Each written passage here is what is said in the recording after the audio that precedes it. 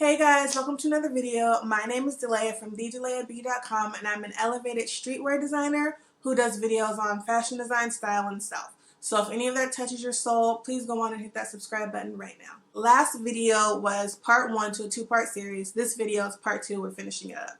I am making a tuxedo robe for my cousin. So like I mentioned in the last video, I started this project for 2 reasons. One was to get better at my craft, work on things, learn things, yada yada. The second was it was supposed to be a form of outside accountability. I thought that saying I was making something for my cousin expecting it to be made, and all that would push me to finish a project faster as opposed to just making it for myself.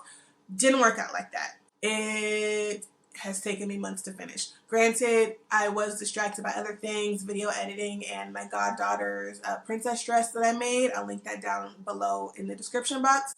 But this project was prolonged a lot longer than it needs to be. But finally, I finished. And you get to see what that result is by the end of this video. So stay tuned and keep watching.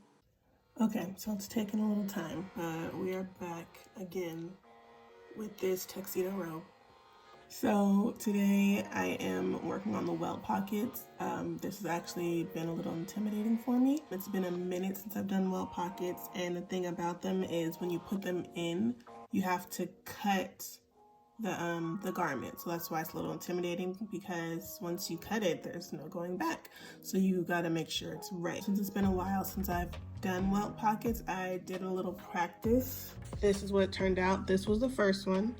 This was the way that I originally learned, and it did not come out as crisp as I would like it. There's a couple layers of fabric in here, which is why I don't think it's turning out as great. In the book that I have, this is another way, and it's so much easier. This is the book. And I did another way where these 2 pieces are separate. This was one whole piece and then cut in magic. These are 2 whole separate rectangular pieces like this. And this was just so much easier. And I think because the fabric is so thick, it works better. This method works better for this fabric. So it's a good thing that I practiced, because that could have been a whole mess just going straight to the garment, and I would have been very unhappy. So now I'm going to do the new method of welt pockets.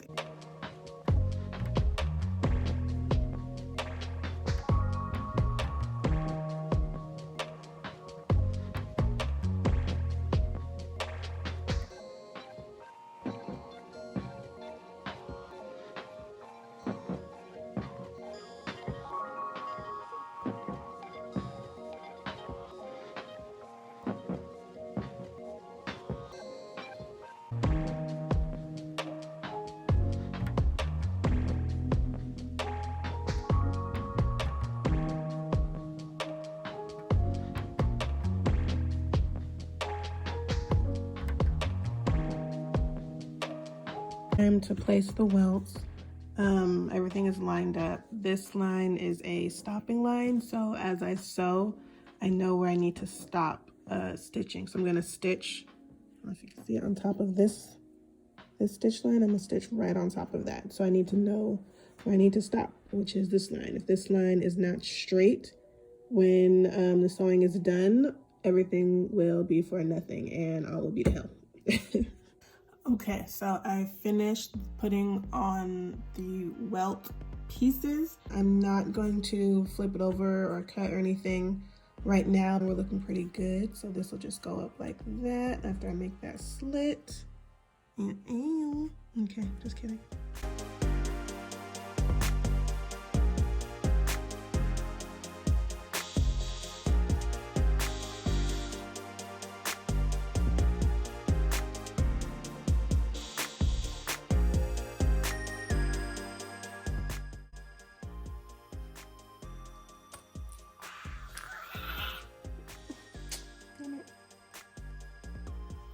Okay, so you know how I said cutting is crucial? I was supposed to stop here. My cut went a little farther. I don't know how that's gonna affect this now.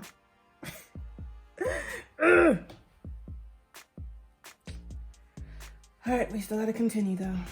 Still gotta continue.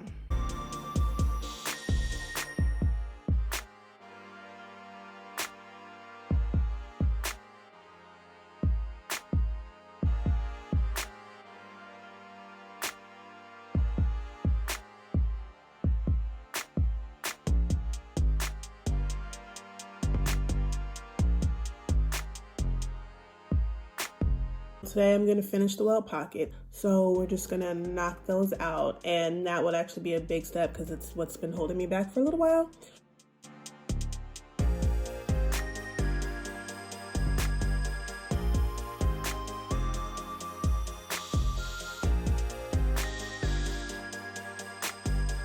Okay, what just happened was me doing the pocket bags facing piece that like makes it look presentable on the inside because it looks like it's the self fabric, and then you have the actual lining of the pocket. So I attached it and just made it clean finish right there. Very nice edge stitch, looks really beautiful. I love edge stitch.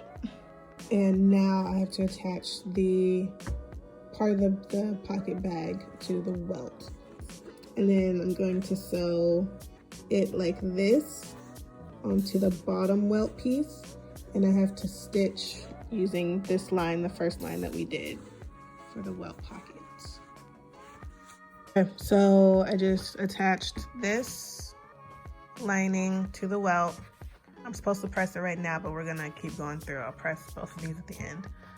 I'm gonna attach the one that has the nice clean edge stitching to the top welt, like such. Do the same thing and stitch on the previous stitch line, very on top. Right, the top of the bag is in, like that. And so all I have to do now is stitch the like pocket shape. So it's an actual pocket, because right now if you put your hand in, nothing's gonna stay. So I just gotta stitch that, and when I stitch that, I'll catch these little triangles with that came from the snips.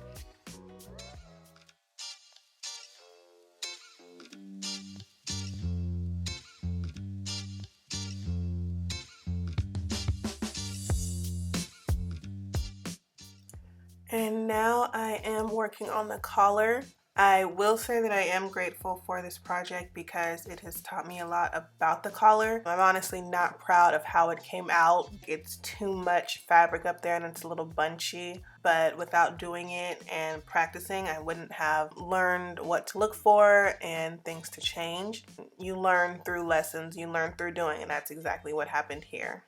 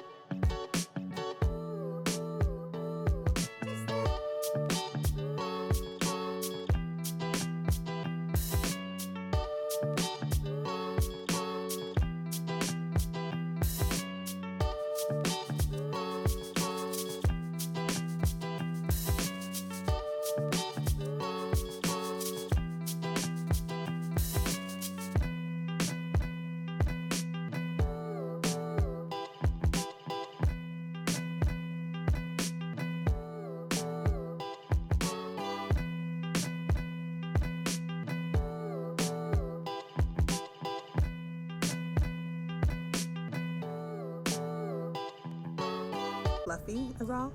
I mean, it's fluffy, but not as fluffy or as long as I kind of need it to be.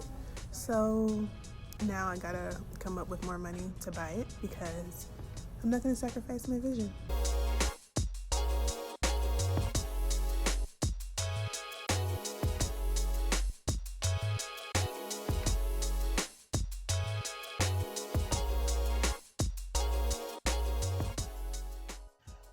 Okay, so I just finished one sleeve of this feather boa trim. I honestly thought I was just gonna come in and whip stitch this like real quick, 20 minutes per sleeve, blah, blah, blah. This took me an hour for the hem of a sleeve. It's the last thing I have to do, so that's great, but sewing feathers is not fun. I mean, normally designers glue it, but I didn't want to mess up the integrity of the tuxedo robe, but now I'm reconsidering. Like, maybe I'll hand sew the other sleeve and then the bottom I'll glue, because the bottom is 3 layers and it's a lot more and it's not fun. It's not. I have the testing swatch, whatever, that I did of the welt pocket. And I have a little piece of feather that I'm gonna try and sew it on. I don't wanna waste materials or time. So we're just gonna see if this little bit works before I do the whole thing, that whole thing. Okay, so we're gonna start with a straight stitch to lock it in. And just to lock it in. And then we're going to zigzag. Change to zigzag. Probably the loosest one.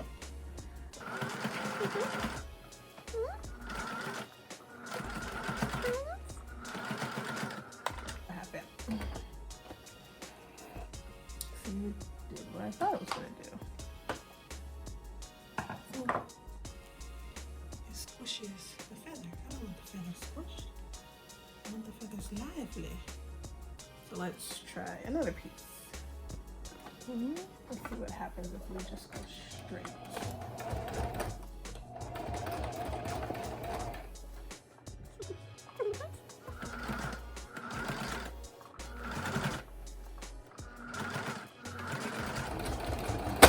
Oh, that's no bueno.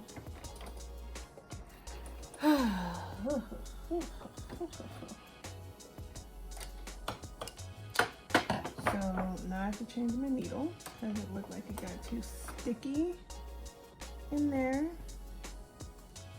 And yeah, still flattens the feathers. Feathers are flattened.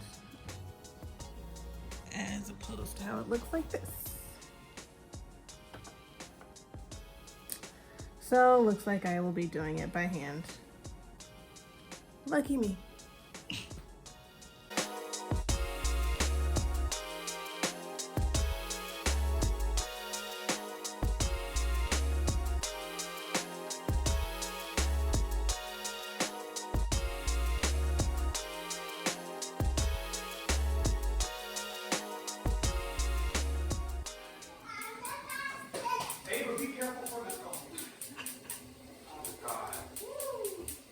Almost clean knocked her ear right off.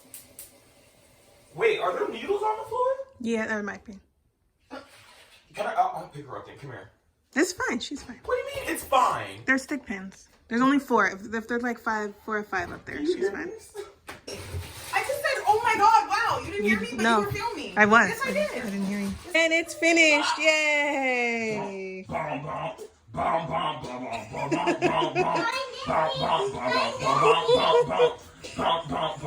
Oh, okay. Okay,